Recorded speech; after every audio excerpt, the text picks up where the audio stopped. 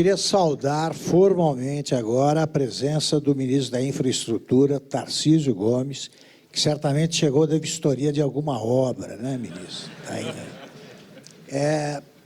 Eu queria, ministro, aproveitar agora e já passar a palavra e repetir, fazer o mesmo pedido que eu fiz aos demais participantes dos nossos painéis. Eu queria que você dissesse, em 5 minutos, quais foram as 3 realizações, ou os 3 projetos, enfim, as 3 ocorrências aí que o deixaram mais feliz nos últimos 7 meses, pelo avanço que isso representa para o país. Em 5 minutos, com a palavra, está o microfone aí. À vontade, ministro. Bom dia a todos. Acho que é difícil escolher 3 coisas, ou 4, ou 5 que tenham me deixado feliz, porque eu tenho felicidade todos os dias, né? E é por isso que eu digo que eu tenho me tornado evangelista. Eu venho para cá sempre, vou nos lugares pregar o evangelho, levar a boa nova, né? E é o que nós estamos fazendo. Olha, eu fiquei muito feliz mesmo, tomei até um porre no dia, quando a gente leiloou a Ferrovia Norte-Sul, porque foi um parto de porco-espinho. E o porco-espinho nasceu bonito, nasceu gordinho. E isso representa o início de uma transformação em termos de multimodalidade, né? Representa o início de transformação ou de mudança de matriz de transportes. Então, é um negócio que a gente pensou lá atrás, e infelizmente no Brasil você remove muito obstáculo para fazer determinados leilões. A gente comemorou o leilão dos aeroportos, sensacional. Primeira vez que testamos aqui no Brasil o modelo em blocos, modelo que nós importamos de alguns países que já utilizam. Percebemos uma coisa importante, apetite. As pessoas, os players vieram agressivos. Isso significa o seguinte: estão confiando na condução, confiam no Brasil, confiam no que está por vir. E vão confiar cada vez mais, porque mais coisas boas virão. Então, nós tivemos lá um leilão extremamente bem sucedido, operadores novos, europeus, e eu fico pensando o que vai ser do Nordeste agora, com um operador alemão em Fortaleza, um operador francês em Salvador, um operador espanhol, que é o maior operador do mundo, em Recife, e esses caras vão brigar, vão competir, vão querer trazer empresas, né, para estabelecer novas rotas, fazer hubs nos seus aeroportos, e a competição vai beneficiar, sobretudo, o usuário. Então, isso é muito bom. Removemos uma barreira estúpida, que era aquela do capital estrangeiro para as companhias de aviação. Então, hoje está aberto, e todo dia a gente conversa com um novo player, um novo entrante que quer se estabelecer no mercado nacional, e isso é competição que vai vir. Então, e que a gente fica feliz que, para fazer o leilão dos aeroportos, bater um martelo lá na Bolsa, as pessoas às vezes não sabem, mas nós removemos 15 ações judiciais para frente. Foi o maior ágio já registrado no leilão. Foi, percentual foi. Então, é sensacional o que está acontecendo. E outros leilões virão. A gente não se dá conta, mas o Brasil tem o maior programa de concessões de infraestrutura do mundo. Não tem nenhum país que esteja oferecendo tantos ativos para iniciativa privada como nós estamos oferecendo. Ora, vão ser mais 41 aeroportos, e nós vamos conseguir fazer, e vamos fazer bem, tenho certeza. Serão dezenas de arrendamentos portuários. Existem interessados para tudo isso? Existem, não tenho dúvida. Os nossos ativos são bons, a remuneração é interessante, e nós estamos removendo riscos. Quando a gente fala dos riscos com os investidores lá fora, e eles ficam, poxa, mas é a segurança jurídica, a gente tem medo do excesso de judicialização. Nós estamos fortalecendo a arbitragem. Vão ter um decreto de arbitragem daqui a pouco. Então, os mecanismos de solução de conflito por dentro dos contratos vão ser cada vez mais eficientes. O pessoal fala do risco cambial. Nós estamos tratando o risco cambial por dentro dos contratos, utilizando outorga variável para redear câmbio. Nós vamos mudar o sistema de tributação nas operações de swap, né? Ao invés de fazer tributação em cada liquidação, deixar só para o final da operação. Nós vamos dar mais clareza para a questão do ganho de capital, da tributação do ganho de capital, daqueles recursos que vêm de fora.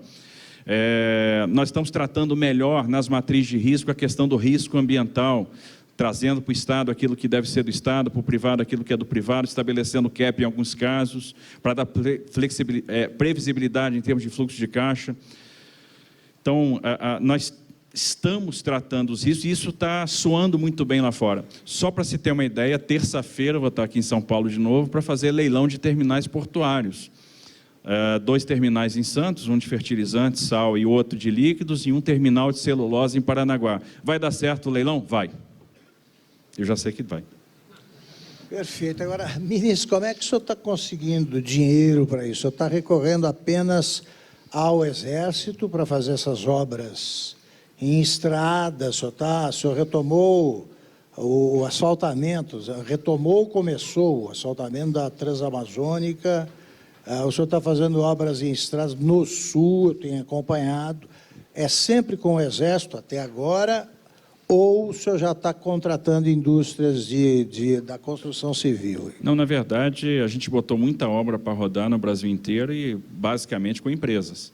O Exército está em 3 obras, está lá na recuperação da BR-222 no Piauí, de Piripiri para Batalha, está fazendo a pavimentação da 163 Pará e andando muito bem. Né, já fizemos, né, desde quando o verão começou, avançamos bastante, estamos chegando quase na metade da minha meta, que é chegar com asfalto até Miritituba no final deste ano, né, acabar com nunca mais vai ter atoleiro lá na BR-163. É aquela que dava a mesma manchete todo ano. Todo ano, pois é, não vai ter mais essa manchete ano que vem, acabou. Outro dia eu estava num evento, e aí o moderador levantou a bola para eu cortar, né, eu adoro isso. O cara chegou e perguntou para mim o seguinte: quanto tempo, e estava o Rodrigo Garcia também, o vice-governador de São Paulo, quanto tempo nós vamos levar para perceber uma infraestrutura de primeiro mundo, com aqueles trens bonitos e aeroportos e não sei o que e tal? Vocês acham que a gente vai chegar naquele nível europeu em 50 anos, em 40 anos, em 30 anos? E o Rodrigo Garcia disse assim, eu já estava armado igual um potó para responder, o Rodrigo Garcia disse assim, não, talvez 30 anos, talvez não leve 50, porque a coisa está sendo feita e tal, e ele perguntou para mim, quanto tempo? Eu, 3 anos e meio. Mas é isso, observe, o que nós vamos fazer nas ferrovias. Licitamos a Ferrovia Norte-Sul, 3 bilhões de reais em 1 ano e meio, para ligar Santos a Itaqui. Então, uma ferrovia que nasceu para transportar commodities, daqui a pouco vai estar fazendo carga geral, carga containerizada, a gente vai começar a ver container subindo de Sumaré para Anápolis, descendo de Anápolis para Sumaré, double stack, que era uma coisa que a gente não tinha no Brasil, como já está acontecendo de Rondonópolis para Sumaré, para Santos. Ministro, ela estava em construção desde 1988. 7. Desde o século passado. Desde 1987. Ela foi pensada primeiro por Pedro II, então ela é bem antiguinha. E agora nós estamos concluindo, né? Nós vamos fazer a ferrovia de integração do Centro-Oeste. Pô, e como que a gente vai fazer a ferrovia de integração do Centro-Oeste porque não tem dinheiro? Ah, simples. A Vale nos procurou e queria a prorrogação do contrato da Estrada de Ferro Vitória-Minas. Beleza, ok, vamos fazer a prorrogação. A gente muda a regulação no contrato, traz uma regulação mais moderna e mais. Aquela outorga que você ia pagar para o Tesouro, você vai construir para mim uma ferrovia, vai me entregar o ativo pronto. O ativo, quando estiver pronto, é de quem? É da União. Então, eu vou estar ligando Água Boa, no Mato Grosso, a Mara Rosa, em Goiás. Vou ligar o Vale do Araguaia, que é uma área ali que tem um potencial de produzir 16 milhões de toneladas de grãos. A gente vai captar 8, 10 na ferrovia. E aí, jogar isso na Norte-Sul. E a ferrovia é da União. Quando a ferrovia estiver ficando pronta, o que a gente vai fazer? Vamos licitar a operação dela. E quando a gente licitar a operação, aquilo que tinha o valor presente líquido negativo, em função do risco de engenharia, em função do risco ambiental, etc., passa a ter VPL positivo. Ou seja, a gente faz uma ferrovia, fica com a ferrovia e ainda põe uns 3 bi de outorga no bolso. Olha que legal. E vamos ter mais uma ferrovia. E a gente vai...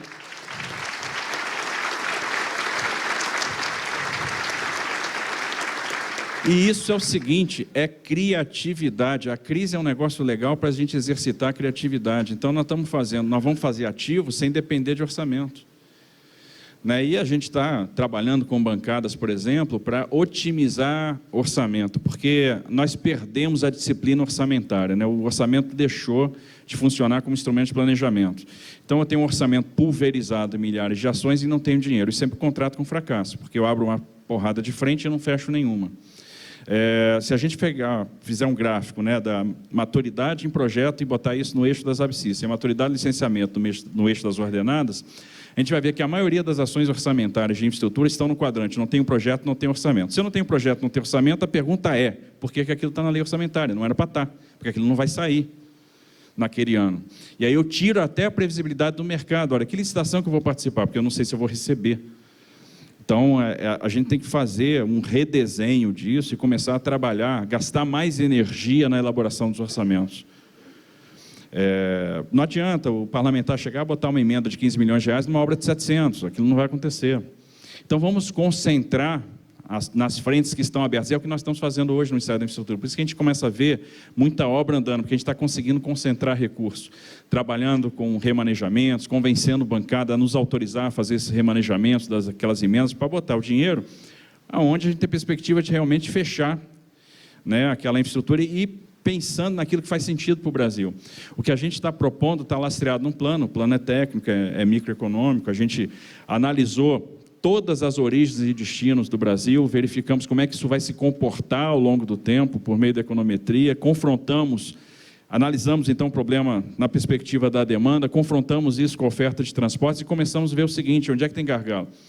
E onde tem gargalo a gente tem que investir. Esse investimento, ora vai caber para o privado, ora não cabe para o privado, nós vamos fazer com a AGU. E o Brasil vai se recuperar, a chave já está virando, eu não tenho dúvida disso. O pessoal fala muito aí de algumas reformas, o governo não tem plano. Mentira, tem sim, e o plano é consistente. E mais, tem um monte de gente que é boa de cumprir plano. Então, as coisas vão acontecer, vão sair. Esse é o primeiro ponto. E segundo, não está distrita a reforma da Previdência, é uma grande bobagem. A gente tem uma série de ações, por exemplo, em termos de reestruturação do sistema financeiro que vão alavancar crédito. Não tem jeito, o Brasil vai crescer, está projetado para dar certo. Ministro, a malha ferroviária foi praticamente destruída nos últimos anos, né, ou nas últimas décadas. A reconstrução da malha, ela contempla também o transporte de passageiros ou a ênfase total é no transporte de cargas? A prioridade é o transporte de carga. De cargas. Não tenha dúvida. A gente tem que escolher as batalhas, né? E primeiro vamos resolver o problema de carga. Muita gente diz, né? Eu lembro que quando a gente foi licitar Norte-Sul, uma das ponderações do procurador lá do TCU disse, vocês não previram um trem de passageiros. Não previmos mesmo. Porque a partir do momento que eu boto o trem de passageiros, primeiro, passageiro e carga competem, e quem manda na operação é o passageiro, porque ele tem prioridade. Segundo, eu vou agregar CAPEX e não vou agregar receita. Então, eu começo a destruir valor daquele projeto, tirar a atratividade. E a gente precisa, primeiro, resolver o nosso problema de logística, né? Tirar caminhão da rua, né? Começar a tornar o frete mais barato. Naqueles projetos onde o trem de passageiro faz sentido, beleza, então vamos fazer o trem de passageiros. É possível? Trem intercidades aqui de São Paulo é possível. Nós vamos, com as prorrogações, por exemplo, segregar a malha da MRS aqui em São Paulo, liberar uma linha que possa ser usada no trem intercidades, lá de Americana, Campinas até São Paulo. Isso é possível. Isso fica de pé. Agora, toda hora nos apresentam projetos, aqueles projetos que eu digo que não duram 5 minutos de análise, né? Eu recebo, por exemplo, lá, o projeto do trem-bala ou do trem de média velocidade Brasília-Goiânia. Legal. Olha, ele não fica de pé com uma concessão, é uma parceria público-privada. Bom, aí já deu problema, né? Porque se a parceria público-privada, ela precisa de um P, que é o P público, e aí já começou a complicar. Mas vamos ver qual é a contrapartida. A contrapartida pequena. Bom, se a contrapartida é pequena, é porque a receita é grande. E se a receita é grande, a demanda é grande. Vamos olhar a demanda. Aí a demanda tem lá, num determinado ano, 44 milhões de passageiros ano. Bom, é mais do que o aeroporto de Guarulhos faz. Isso significa o seguinte, se eu fechar o aeroporto de Brasília, mandar todo mundo pousar em Goiânia e pegar o trem para Brasília, a gente não chega naquela demanda. Então, são os projetos que não duram 5 minutos de análise. E fica todo mundo, eu preciso de trem de passageiro, Precisa. Onde fizer sentido. Então, hoje, a nossa prioridade é a carga. Resolvendo o problema da carga, já demos um passo grande para caramba, e nós vamos resolver. Com o que nós planejamos, a gente tira a participação do modo de transporte ferroviário, né? O share ferroviário de 15%, a gente joga para 29% em 8 anos. Então, isso é bastante significativo. Bom, eu tenho boas lembranças das viagens de trem, mas eu sei que, evidentemente, precisamos tratar do transporte de carga. E eu fico feliz por saber que o Brasil vai fazer o que fizeram os outros países do mundo, né? Eles primeiro cuidaram da malha ferroviária, depois pensaram no trem-bala. Aqui nós começamos com o trem-bala que nunca circulou, né? Que é o Brasil. E tem o seguinte, a gente não é mineiro não, mas a gente gosta de trem também. Agora, ministro, como será resolvida a pergunta que vem da plateia? Como será resolvida a questão das concessionárias de rodovias em recuperação judicial? Bom, nós temos problemaços para resolver, que são aquelas concessões que deram errado, né? E deram errado por problema de modelagem. Né? Em algum momento, a ideologia substituiu a aritmética. Né? Então, e quando isso acontece, as coisas não dão certo. Aquele negócio, vamos duplicar tudo em 5 anos. Poxa, não é possível. E outra coisa, se eu não tenho demanda para duplicar em determinados trechos, eu não tenho gatilho de investimento, eu estou pressionando o funding, estou pressionando a tarifa. No final das contas, tivemos descontos elevadíssimos. Estes descontos elevados são destruição de caixa. Isso afastou também aqueles players do crédito. Tivemos problema de rating, né, de envolvimento em lava-jato, não sei o quê. Então, deu tudo errado. A gente precisa recuperar isso. Saiu essa semana o decreto de relicitação. O que nós vamos fazer agora é tentar estabelecer termos aditivos com as concessionárias de aeroporto e de rodovia, e manter esses ativos operando, né, para que a gente consiga estruturar novas concessões, sob novos parâmetros. Né, a gente vai levar aqui o estado da arte, aquilo que nós estamos fazendo nas modelagens que agora estão dando certo, para a concessão, para a relicitação desses ativos. Então, eu estou otimista, eu acho que a gente vai conseguir resolver o problema. É lógico que isso demanda um tempo, que é o tempo de estruturação. A gente tem que fechar agora com o mercado a metodologia para indenizar os investimentos não amortizados, e aí é bom que se diga que a gente quer estabelecer acordos, e o acordo tem que ser bom para todo mundo, né? Não adianta, eu tenho que criar os incentivos para aquele concessionário aderir ao acordo e não ficar esperando uma caducidade, ficar brigando na justiça por uma caducidade, que a gente não sabe como é que isso termina, mas criando esse sistema de incentivos, assina o contrato, o termo aditivo, mantém o ativo operando, mantém a manutenção, etc., e a gente faz uma nova licitação, que aí sim, novo parâmetro, novas ideias, estado da arte, aí a coisa vai dar certo, e a gente vai resolver, vai superar essa página. Bom, antes de continuarmos com o ministro, tem uma pergunta aqui para o Salim. Venda de imóveis. Poderia dar detalhes? Há um primeiro lote, 5 imóveis no estado de São Paulo por 200 milhões. Qual é a expectativa e quais serão os próximos passos? O Estado brasileiro é muito rico, talvez seja a maior imobiliária do mundo. Já foi constatado que, normalmente, os países têm, em valor de imóveis, o valor da dívida externa desses países. Então, o valor da dívida desses países. Então, na contabilidade da União, consta os nossos imóveis como 1.150 bilhões. Mas se alguém aqui disser que é 5 trilhões, pode ser. Nós nem nos preocupamos em atualizar esses valores de 760 mil imóveis. Quanto vai custar isso para poder ter a informação? Então, o que nós estamos fazendo é testando algumas modelagens para vender imóveis. O objetivo dessa área de imóveis da União tem 3 objetivos. O primeiro objetivo é suprir os órgãos públicos de instalações de qualidade suficientes para esse órgão funcionar. Pode ser uma delegacia de polícia, um posto de saúde ou um tribunal de contas. Então, essa é a nossa obrigação. O segundo objetivo nosso é vender imóveis para reduzir a dívida. Nós temos uma dívida líquida de 3,8 trilhões, nós queremos vender imóveis para reduzir essa dívida. E o terceiro objetivo é, temos que cuidar, organizar, administrar essa coisa toda, porque recentemente o Tarcísio nos chamou e nos entregou 44 mil imóveis da rede ferroviária federal. E na mesma semana a gente estava até perdido com 44 mil imóveis, e o INSS nos chama, vamos tomar um café lá, e nos entrega 4.400 imóveis. E na outra semana, a ministra Tereza Cristina, Salim, tem muito tempo que você não vem cá e tal, vem tomar um café.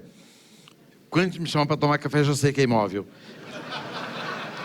E nos entregou 10.400 imóveis.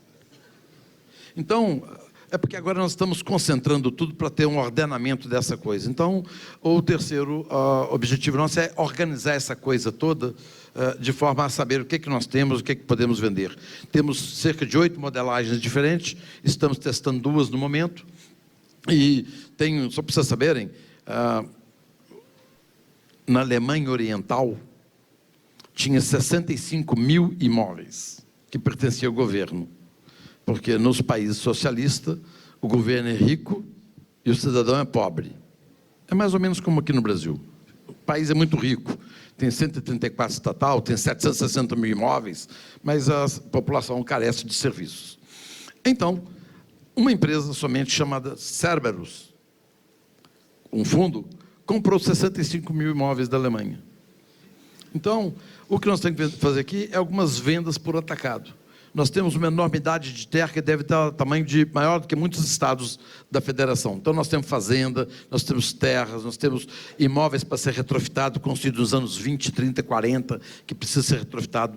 Nós temos excelentes áreas em centro de cidade, nós temos áreas em periferia, nós temos fazendas da Embrapa que eram feitas perto da cidade. A cidade veio e abraçou a fazenda da Embrapa e virou praticamente uma área central da cidade. Então, nós temos coisas valiosas. Então, nós estamos ordenando essas 760 mil coisas para poder verificar o que é aquilo que é viável, que a sociedade deseja, porque o imóvel vendido, a partir daquele momento, ele é um gerador de riqueza e de emprego.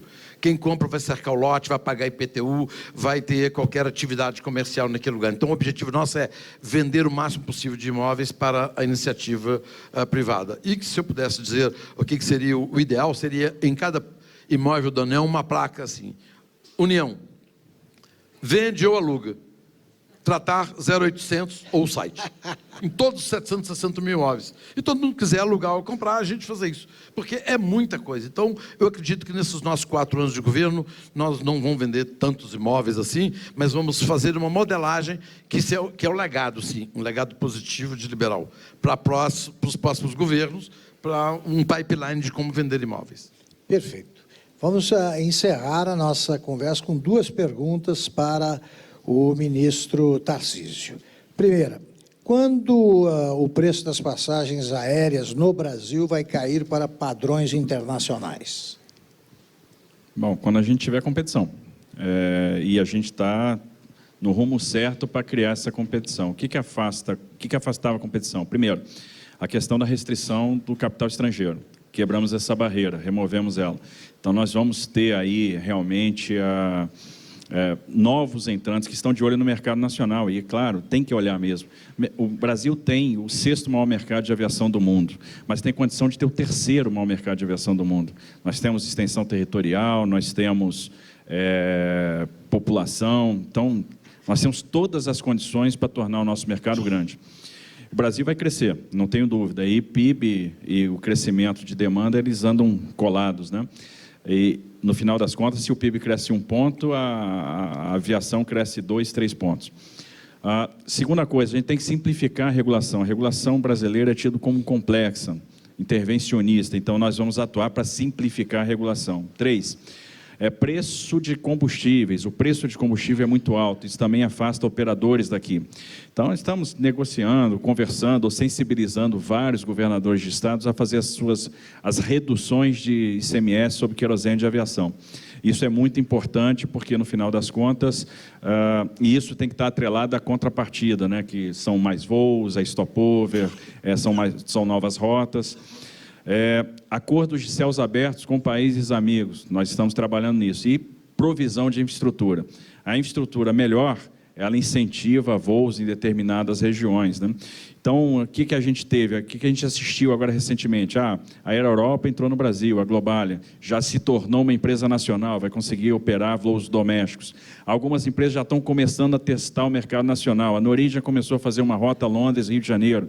A Flybond começou a fazer Buenos Aires-Rio. Estão testando o mercado nacional, mercado em voos internacionais, mas para entrar no mercado doméstico. A Gulf Air está tratando conosco, outras empresas estão tratando conosco, então há um interesse realmente em vir para cá. Quando a gente começar a ter essas empresas aqui, aumenta a demanda, o preço vai cair. Notícia boa é que daqui a pouco os 737 MAX voltam a voar, a Gol vai botar mais uma quantidade grande de aviões para rodar, a Azul está fazendo um investimento muito grande, vai botar mais aviões para rodar, estamos equacionando a questão dos slots daqueles aeroportos saturados em função da questão avião, que aí Congonhas a gente já está mexendo. Tudo leva a crer que a gente vai começar a observar, já no final do ano, uma redução do preço da passagem. Última pergunta, ministro. Quando será concluída a ferrovia transnordestina?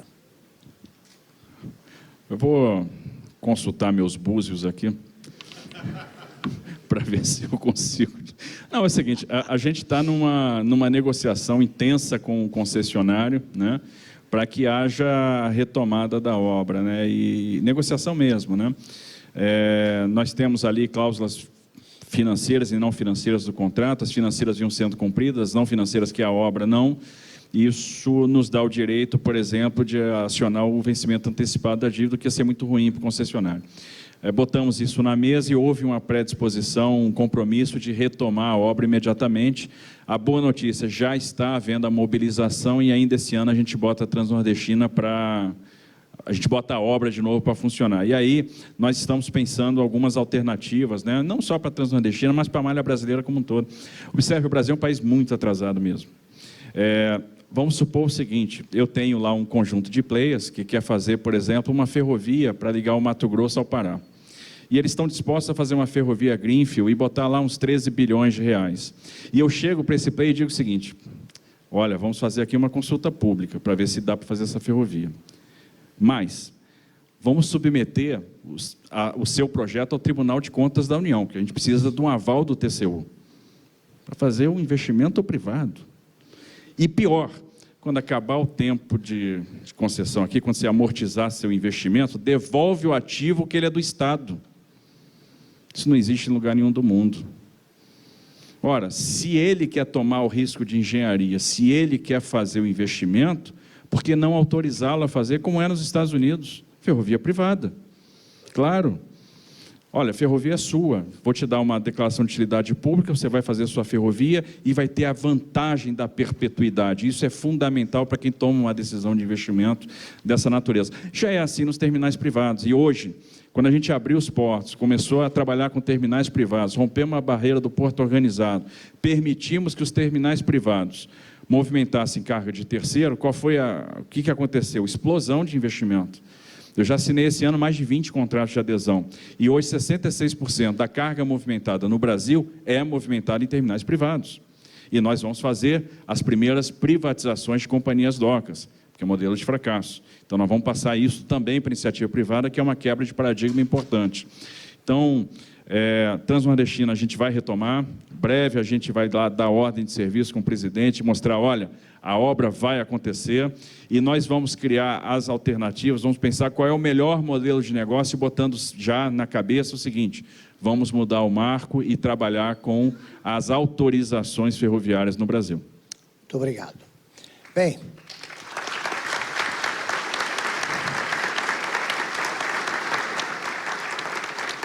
foi um prazer conversar com o ministro Tarcísio Gomes e com o secretário Salim Matar. Eu confesso que é a primeira vez que eu converso com o secretário que se diverte no cargo, como disse o Salim, e com o ministro que se sente feliz. Isso mostra que as coisas estão melhorando. Tá?